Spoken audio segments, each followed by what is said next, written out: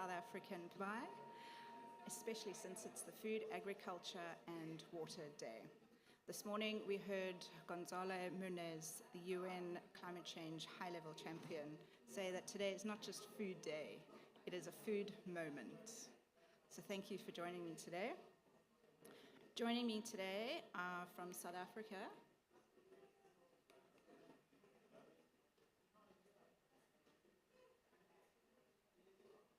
is Robin and Chris and Nikki. Chris is our Executive Director of Food and Trees for Africa, Robin Hills is our Head of Programs, and Nikki is our Comms Manager.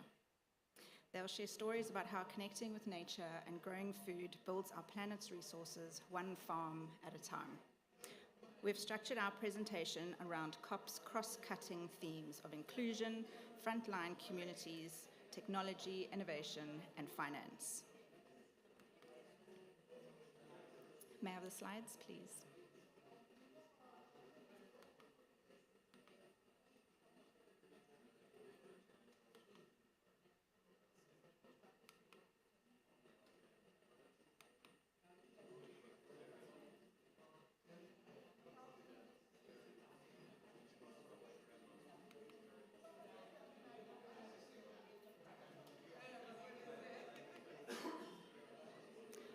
Robin?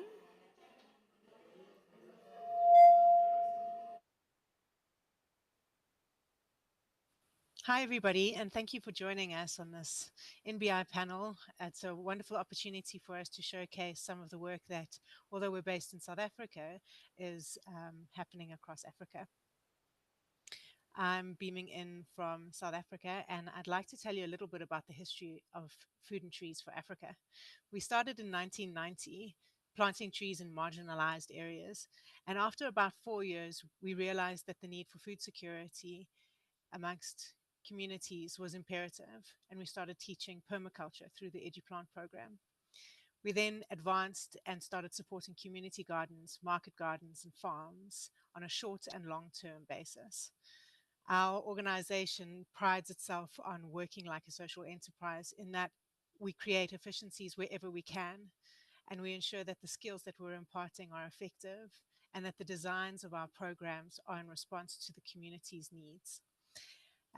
We've got a lot of awards and recognition both nationally and internationally. I think global eyes on so many communities and so many nonprofits doing amazing work in this space are important because this is how we learn. And being on the vanguard of these sorts of solutions has meant that we get to see firsthand what works and how we can scale it. Thank you, Kate. We can move on to our footprint now.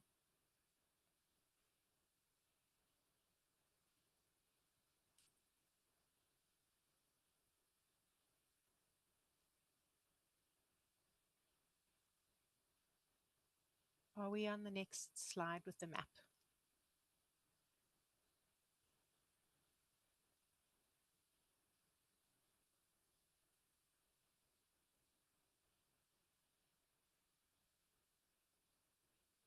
In case we are, I'm going to carry on talking just in case the information is still going through, but I'm not receiving anything from Dubai at the moment.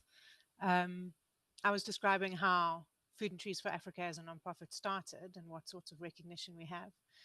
And although we started in South Africa, we've started expanding into our neighboring countries, those being Lesotho, Zambia, Botswana, and Namibia.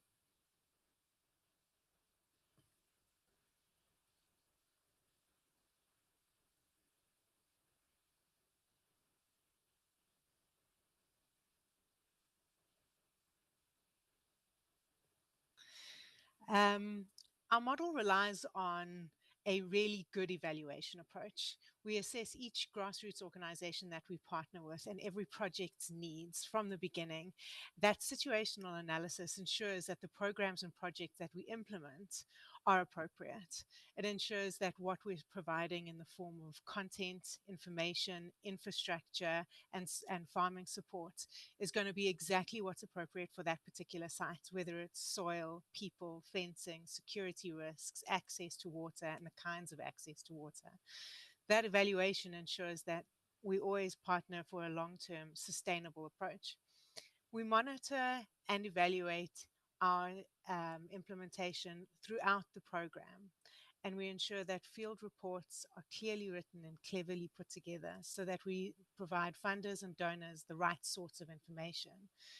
This is inclusive of quantitative statistics and the impact, as well as the qualitative information that makes these sorts of projects so incredibly inviting and sources so many solutions on the ground.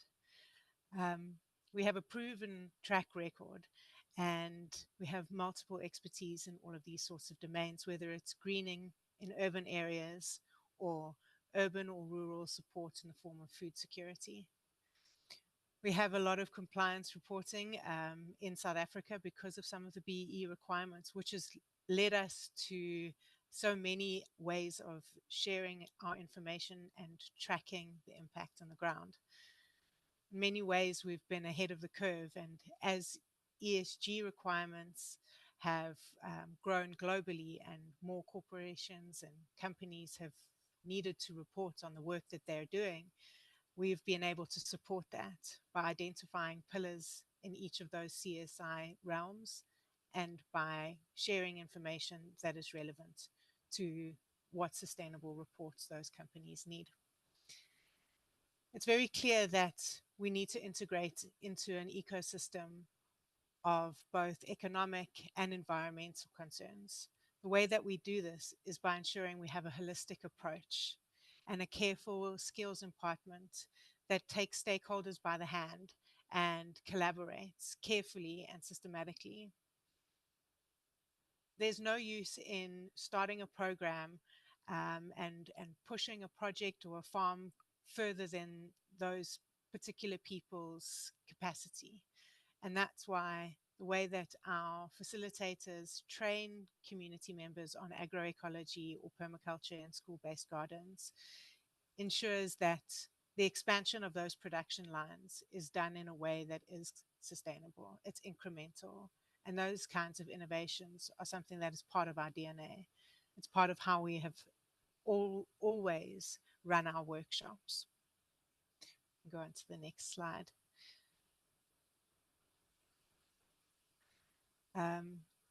In terms of our cultural integration, we ensure that wisdom and knowledge that is based in communities is preserved and used in a way that is going to scale any kind of intervention approach.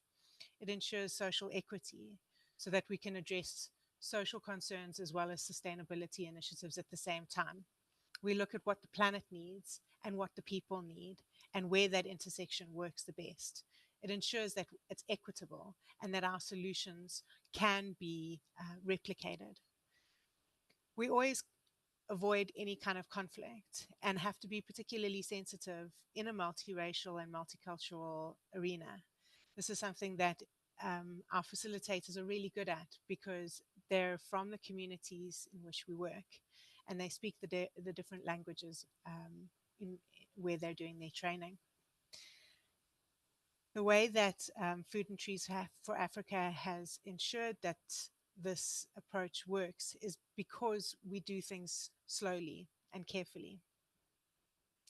If we go on to our next slide, we can see how this is particularly impactful in response to ESG reporting. The Sustainable Development Goals are so incredibly important and they help us guide what we do and ensure that what we do is appropriate and applicable. We have 13 of the 17 Millennium Development Goals that we work through. These were originally created as a way to ensure and enhance the way that we live on our planet is sustainable.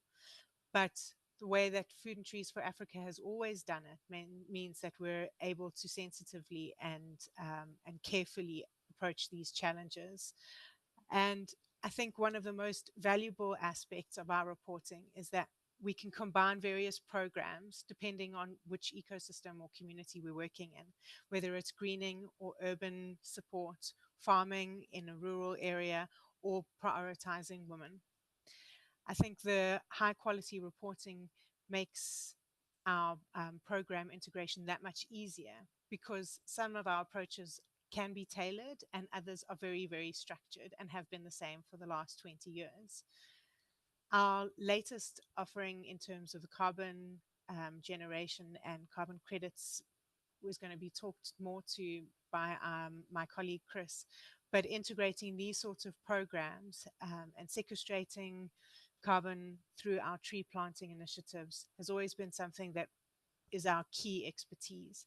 And they're now linked more and more to clustered food garden support. We can go into the next slide now, Kate.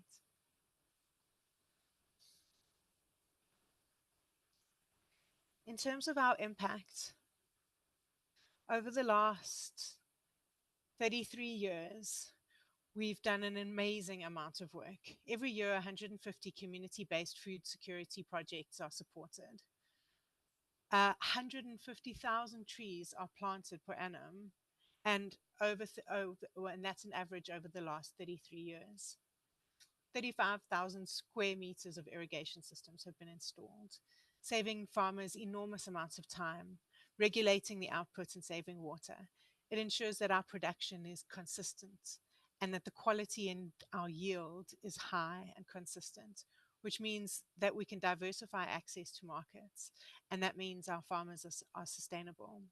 If they can get an income where they start contributing to the tax bracket, we've done our jobs. And that's something that we're terribly excited and very proud of. We have over 10,000 direct individuals and organizational beneficiaries, and that's just in 2022, and we've been around for over 30 years. One of the many ways that we ensure food security at a household level is by supporting community-based gardens and then networking homesteaders. Every year, we look at about 320 homestead gardens being supported through our network across the country. Sequestrating carbon is more and more important as we battle the effects of climate change. Planting trees is one of the best and easiest and fastest approaches to reducing that impact. If we don't increase our lungs, if we don't support our ecosystems, and if we don't continue to plant as many trees as we possibly can, we don't have a future. And this is something that we are very excited to scale throughout the world.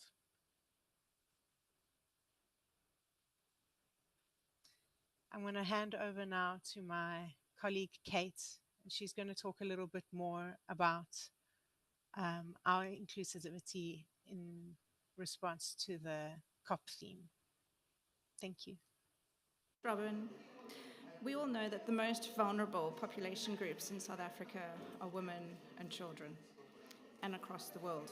We work closely with these groups of the people who are most vulnerable to the impacts of climate change. We build resilience, mitigate food insecurity, and improve livelihoods. The next few slides outline the interventions we provide and how far our impact reaches in marginalized communities. These are the goals of our training programs: empowerment, education, and food security. Our programs naturally cultivate inclusivity, empowering all individuals. We work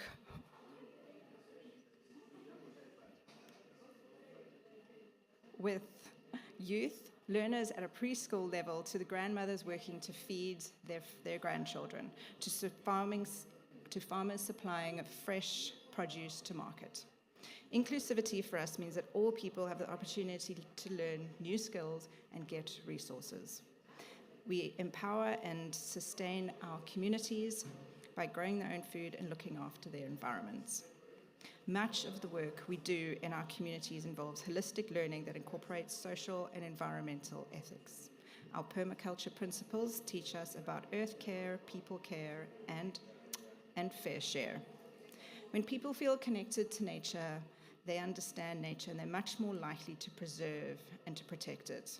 This increases the resilience of communities and the capacity of environments to act as natural buffers against climate-related impacts. An inclusive approach means considering the impacts of all, the diversity of needs within communities and their environments. Often the people that we work with are the most reliant on nature, people who are eating from their backyards or harvesting from forests. They rely on these ecosystem products and services to provide for their survival. How we work in communities. Our social development strategy is multi-pronged and integrative. We know that solving the issues of hunger, poverty, environmental degradation, and climate change requires an interconnected approach that brings together and uplifts all South Africans. Our facilitators use training techniques and methods that support and encourage under-resourced communities to take control of their food sovereignty and ultimately their future. Combining several key programs into eco-clusters creates a layering effect that builds capacity and resilience in communities. The layering of knowledge and resources, like our Growing Green Book, posters, practical sessions, and demonstrations, achieves this layering effect. Funding is also layered, so a beneficiary may apply for trees, and should they look after those trees well, they may become a hub for a Trees for Homes distribution to the wider community. They then may receive garden in a bucket support, which supports the creation of homestead gardens in a community, and so on and so on. Ongoing mentorship and contact with our beneficiaries enables us to create long-lasting relationships between various members of society, NPOs, community groups, corporates, and government. We have the scope to expand and address socioeconomic, environmental, and sustainability goals.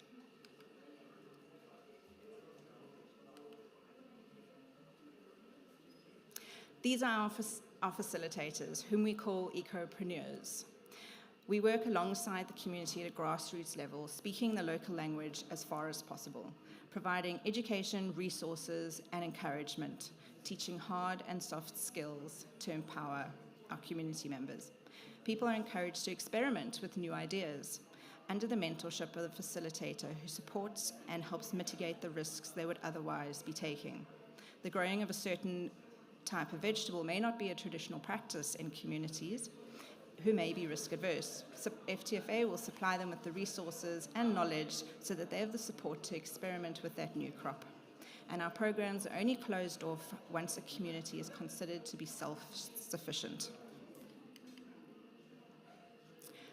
Our food security and education programs are phased and modular. Market Garden focuses on income-producing community gardens and smallholder farms with less than 3 hectares of land.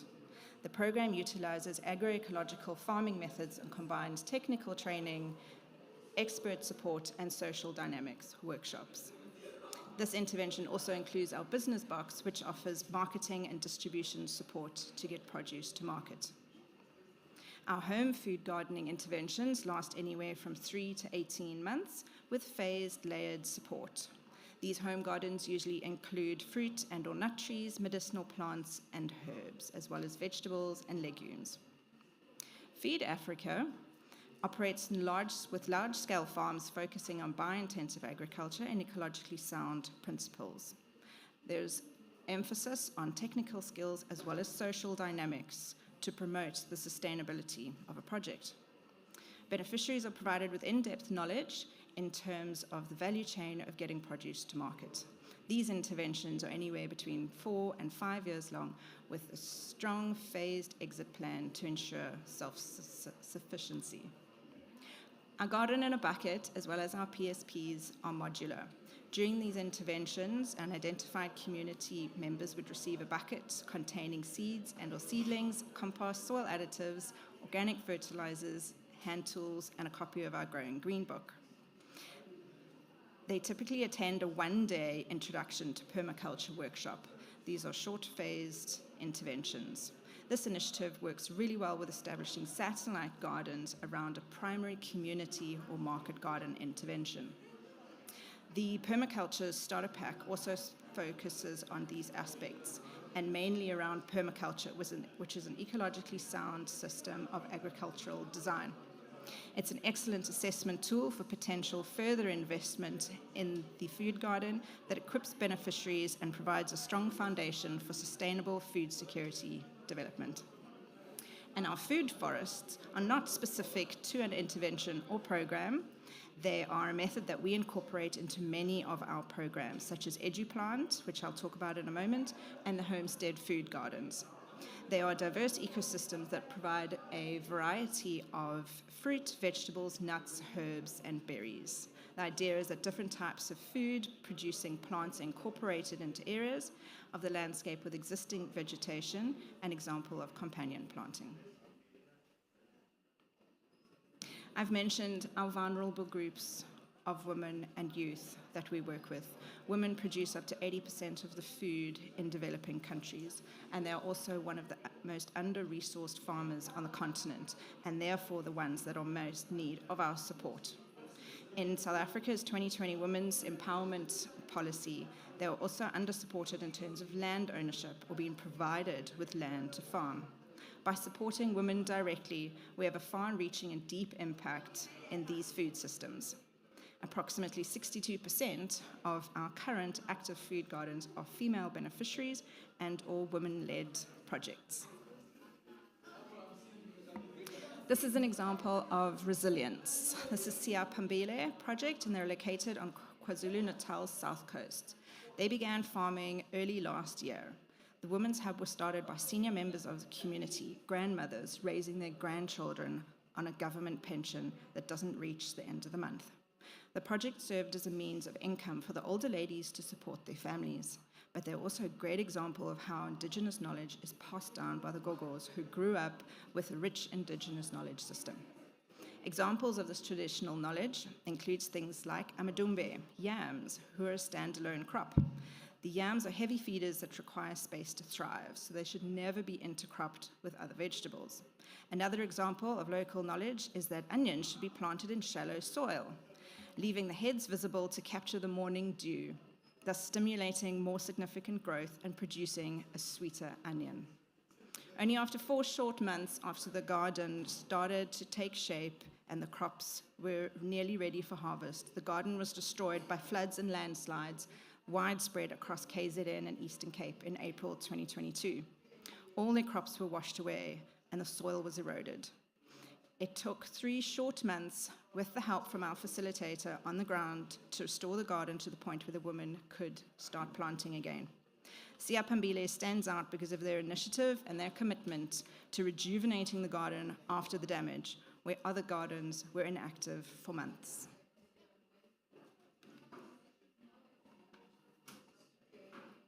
I mentioned EduPlant earlier. This is a program we all get excited about. It is South Africa's national food gardening and nutrition program. It focuses on schools, learners, and their surrounding communities. It develops school-linked food security clusters in under-resourced communities and townships. The program utilizes permaculture at its core, but it does far more than that.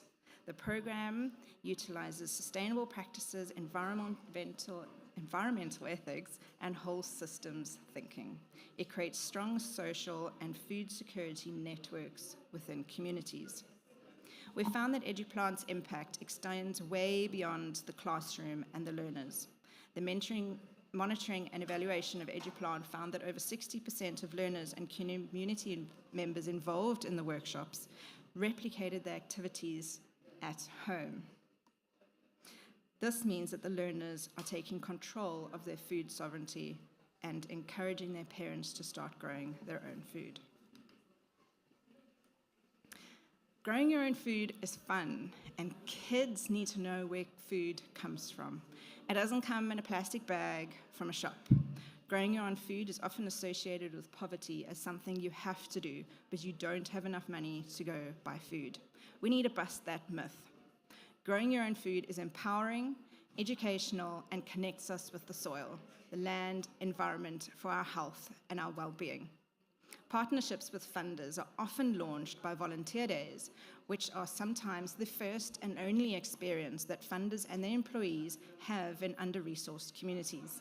The volunteer days bridge social gaps and strengthen links. Lived experiences are how we break down these myths and stereotypes. Engaging with a diverse group of people is one of the ways we build social threads. The social fabric is built through empathy, being open-minded and experiencing something new with new people. Builds empathy and an understanding how someone else might be feeling. Frontline communities are groups of people who are more directly impacted by the effects of socio-environmental issues such as climate change. In South Africa, and specifically from our perspective, we support these communities and help them to overcome the challenges that they face. In 2023, 18.2 million South Africans lived in poverty, and throughout COVID, 2.1 million households reported experiencing hunger. These issues stem not only from the pre-existing inequalities in our society, but persistent marginalization in terms of lack of access to resources, lack of capacity, and resilience. By addressing these, Food and Trees for Africa aims to tackle deeper underlying issues within our society. Our impact, our opportunity, and public-private collaboration. The fewer the resources a community has, the more fragile the land and the greater the impact. Communities who are under-resourced rely on their natural environment to provide for their basic needs. Trees are cut down for firewood or burned to make charcoal, leading to soil erosion and the degradation of topsoil, making the land susceptible to flooding, which is what we experienced last year in the Eastern Cape and KZN. Marginalized communities often live on the periphery. Working with these communities who live on the periphery of urban areas presents the biggest opportunity for climate change mitigation initiatives. Tree planting restores and stabilizes the land, provides food and habitats, and alters the microclimate of a region, thus creating effective buffer zones for climate change. Incentives for investing in adaptation and mitigation initiatives are increasing. Organizations and institutions are recognizing that protecting our communities and building resilience are an essential part of both corporate and government portfolios. Trees are fundamental to life. We all have a favorite tree from when we were a child, a tree that you remember in your garden, or a tree that you maybe planted for Arbor Day back in primary school. They are ecosystem engineers for the great forests of the world, providing habitat for animals and plant species and sequestering carbon from the atmosphere, improving soil stability and water retention and reducing the heat island effect. They're helpful to rainwater and improve water quality and provide a host of other ecosystem services. Trees can also be associated with improved mental health and well-being, a reduction in crime and violence, and improved cognitive function.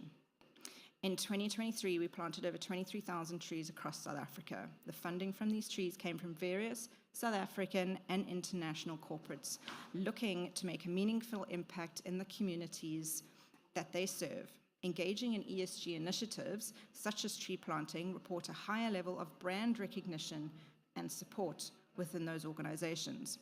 My colleague Chris is going to talk more about this a little bit later. In the face of escalating climate change, global pandemics, and social unrest, planting trees is an essential part of the toolkit we have at our disposal for addressing both social and environmental issues. We plant trees in green belts. They are based on geographic areas, and the concept is strategically plan in where to plant in both shared and public spaces, combining multiple tree planting and food security programs. Factors such as tree density, species, distribution points, and beneficiaries are taken into account when designing green belts. It's a strategy used by Food and Trees for Africa primarily to enhance urban environments. It involves the establishment of land areas covered with vegetation to act as buffers between urban and rural spaces, or as recreational zones within urban settings.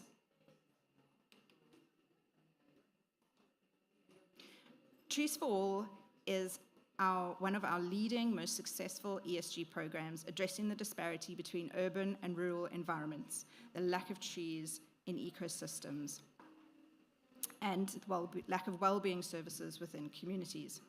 Trees for All plants trees in shared spaces, creating a hub of greening at schools, clinics, hospitals, aged homes, parks, environmental and wildlife corridors. Groups of people come together to learn and to care for trees. We plant indigenous and fruit trees in shared spaces, depending on the needs of the community. Our Climate Heroes program is particularly successful within schools. It involves a climate change training workshop, which improves understanding at a community level and empowers youth about what they can do to reduce the effects of climate change.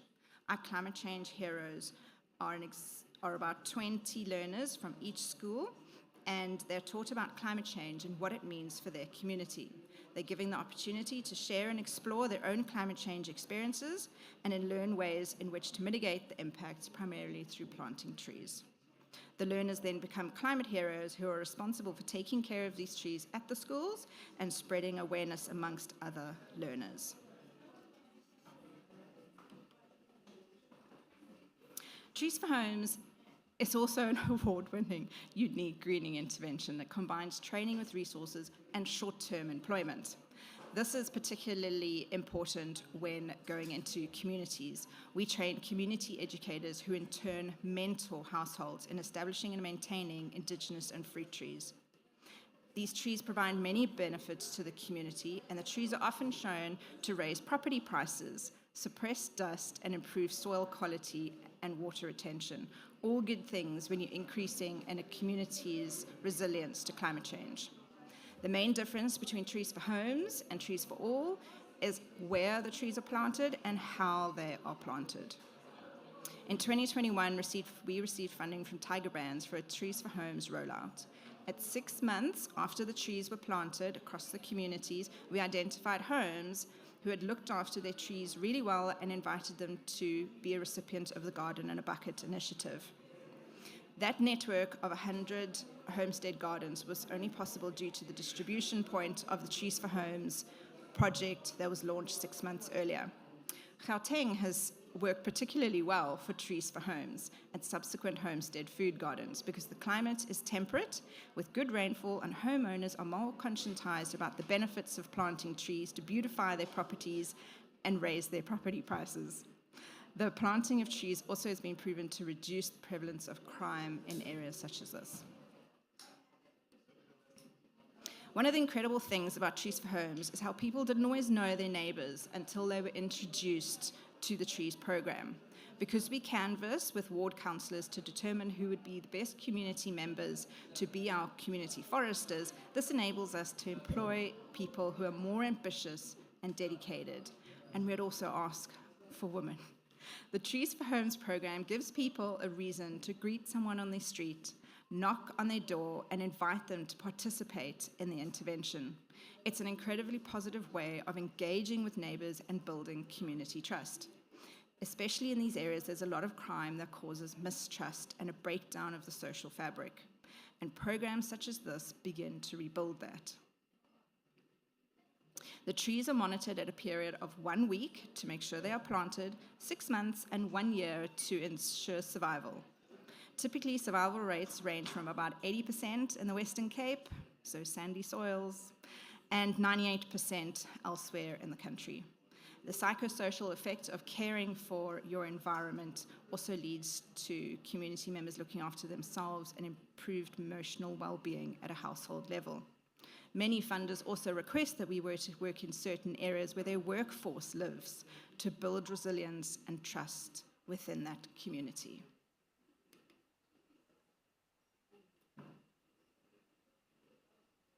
Chris will now take us through the technology, innovation, and finance section.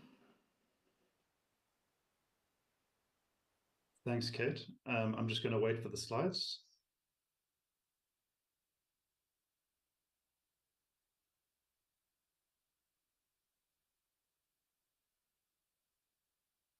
Thank you. Great. So one of the things that keeps us ahead at Food and Trees for Africa, you saw when Robin was originally speaking that over 33 years, we have built up quite a intricate and organically developing knowledge economy within Food and Trees for Africa.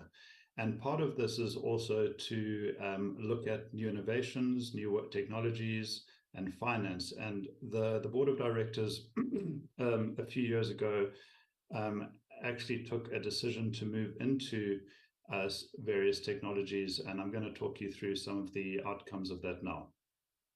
And next slide, please.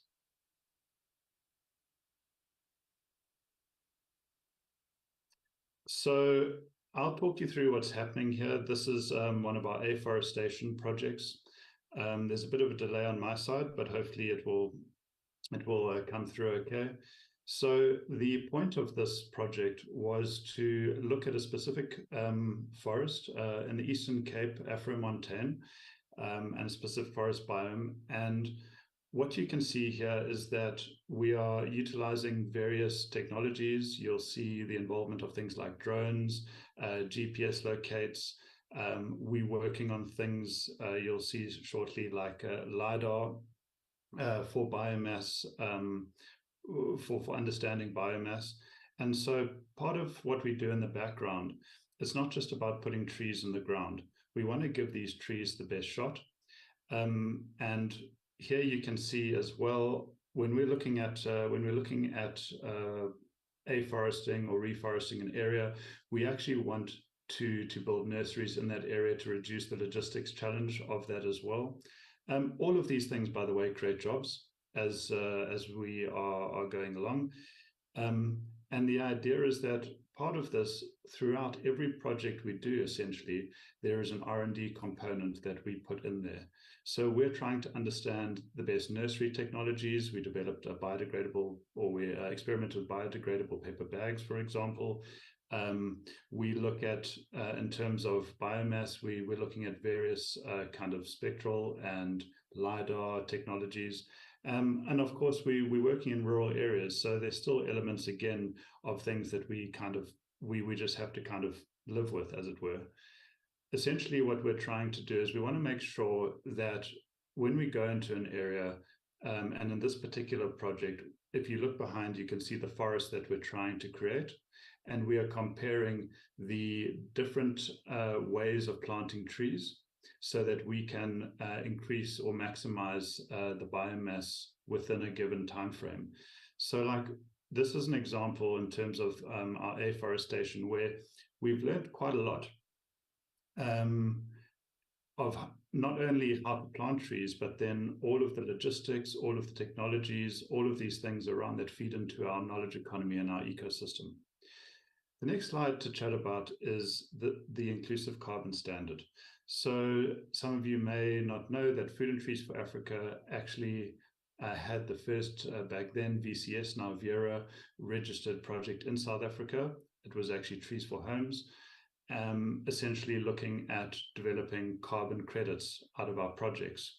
And there were a few difficulties with that. I don't want to go into it, essentially, but along the way, we actually came to the conclusion that we wanted to do something new. And so we developed and launched the Inclusive Carbon Standard, or back then it wasn't named as such. And we brought on a whole lot of project partners. And the Inclusive Carbon Standard has become the first internationally competitive African carbon standard. And along with this, we're looking at, well, the reason that we did it essentially is because we felt that the carbon industry was a little bit exclusive, and we wanted communities to participate in this and take control of their immediate environment and essentially earn carbon credits or generate carbon credits, which they could then potentially sell or trade. And we wanted that work to be rewarded. And so what we did is we developed the framework. We also worked at one stage, or continually actually, with the South African government to look at the national carbon framework, and we built a platform around this. And the whole purpose of this is that we felt that it was quite expensive for communities essentially to develop carbon projects for multiple reasons, and we wanted to reduce that by at least a factor of 10, which I believe that we have done. And we're currently in the process of ICVCM registration. And so we're looking at essentially being an emerging market competitive carbon standard that includes communities in the carbon space. So this is another thing, another kind of technology / innovation that we've worked on. Essentially, this has become bigger than just tree planting and food and trees. We're looking at energy as well, waste and water, and other elements of the carbon economy. And this has been moved out of food and trees into an inclusive carbon trust. Next slide, please.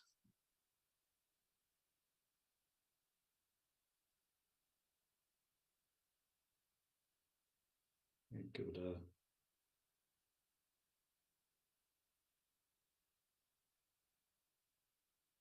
I can't see the next slide, but I believe it is about footprint, so I can start talking about that.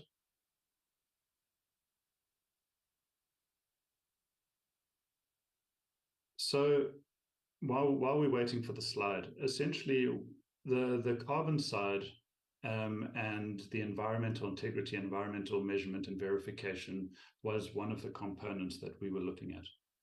On the other side, Food and Trees for Africa has been working extensively with regard to understanding social metrics and social innovations, and also understanding social impact. And this is the other side of the knowledge economy, and essentially moving into data as well, where what we tried to do early on is we tried to understand the metrics by which we could gauge social impact and what an intervention looked like in terms of social impact. And initially, Footprint was designed to be an assessment and monitoring and evaluation system, which I think it has been very successful at. Here we go. So I think there's a video that might play with this. I can, I'll just keep talking if there's no sound. Won't you go back one, please? Thank you. So Footprint was really interesting because I think people don't realize that everyone is now talking about ESG, and the social element of ESG, I think, in South Africa, given our history and our past, given the diverse communities that we've had to work in, given certain legislative requirements and these kind of things since 1994, South Africa is essentially, I feel, quite far ahead in understanding social impact and social metrics. Potentially, I would say that the world is in terms of governance and environment. I think we in potentially South Africa have a bit to learn. But in terms of the social side, we have really, as a country, worked really well, shall we say, to develop what social impact should look like and what social metrics should look like. And Food and Trees for Africa particularly has played a very strong role in this. And essentially what we did is we looked to quantify and measure various elements of social impact, ultimately looking at assessment and selection. And what we then did is we developed a scorecarding system for this. The idea being that we would want to understand the outcome or the potential outcome of a project in advance.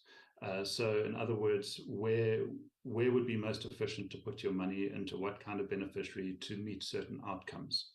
And this has been incredibly successful. Our project success rate within food security at Food and Trees for Africa, I would say, has pretty much gone above 90%, which, given our context, is fairly rare, I think, both globally and within South Africa. And we are still working to understand more and more, developing a scorecarding, essentially an algorithm to identify how impact should work and how impact should look.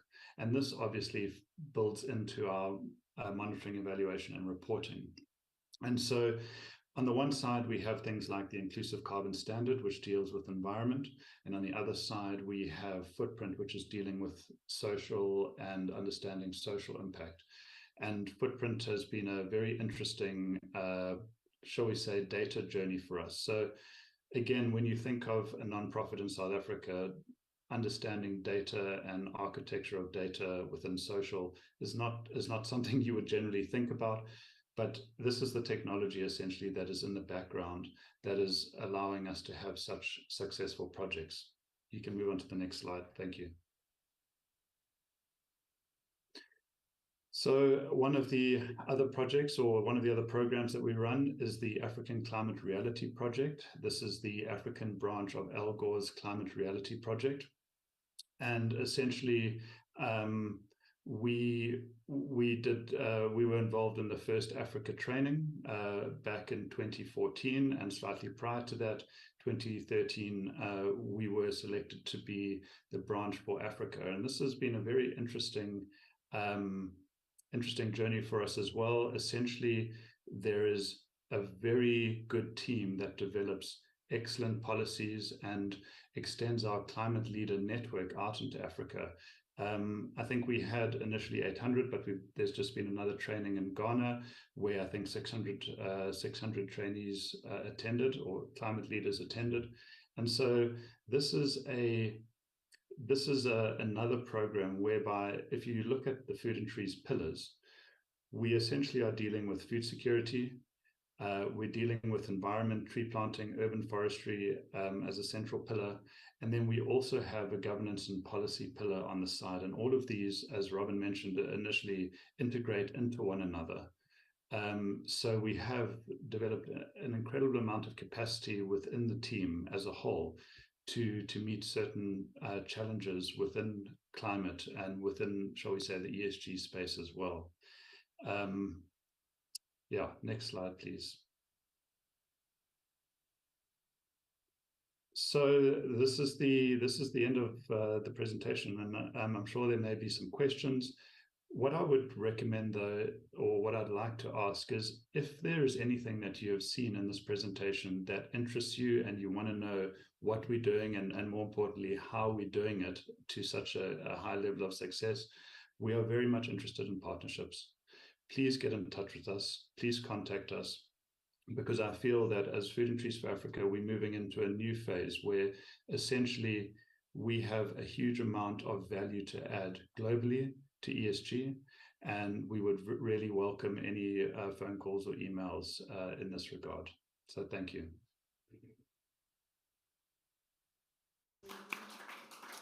Thank you very much, Chris and Robin, and thank you all for being here today.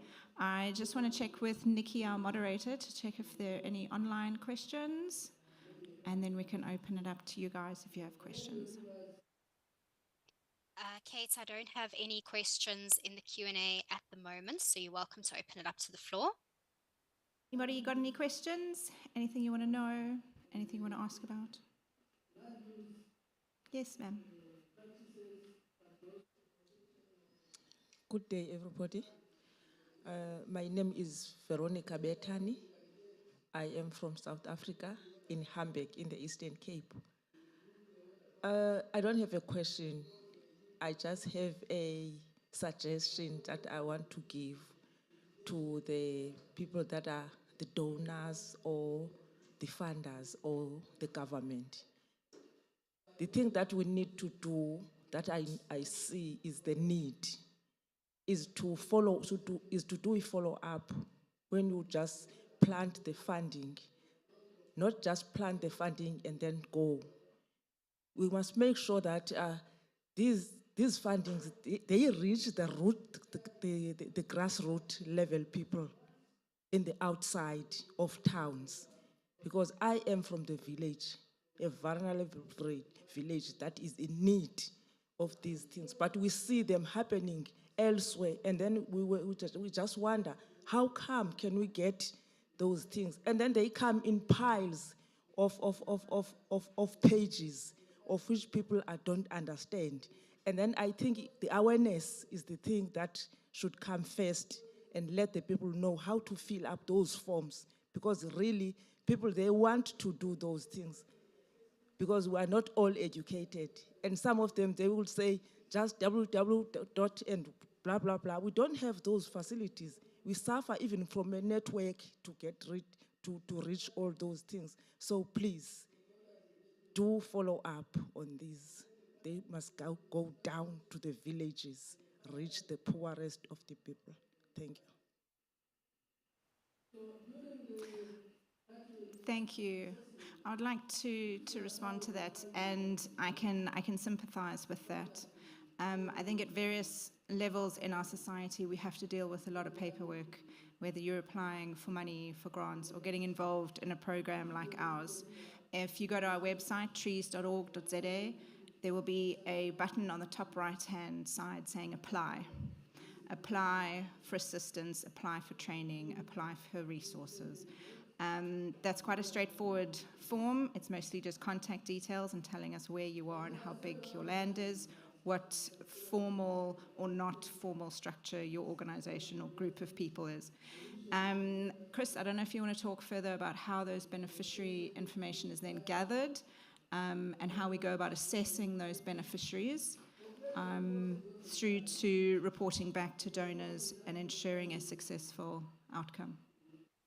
So thank you, Kate. And firstly, Molo, my sister, you know, Food and Trees for Africa, hamba pambili, ukunetha umbagati nesikolo up in South Africa.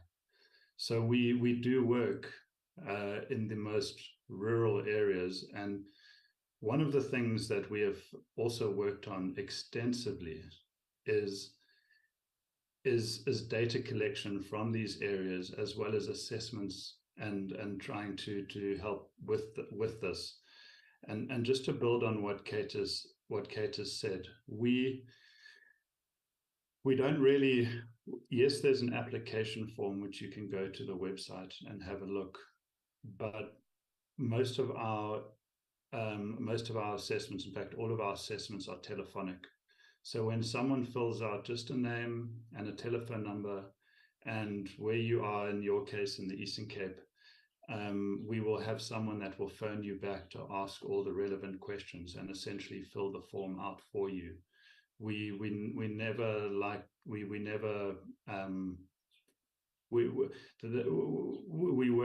work on speaking to people and understanding their stories, as opposed to getting people to fill out paperwork. So that's how we collect our data.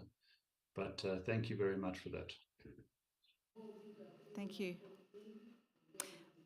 As an interesting point, our administrators that work with us that conduct the telephonic assessment can speak 8 out of the 11 official languages. So there will be someone able to assist and get that information and take it forward. Thank you all for joining today. Come and have a chat, see what we're about, follow us online, send us an email. And thank you very much for being here with me today at COP28. And thanks, Robin and Chris and Nikki. Thanks, guys.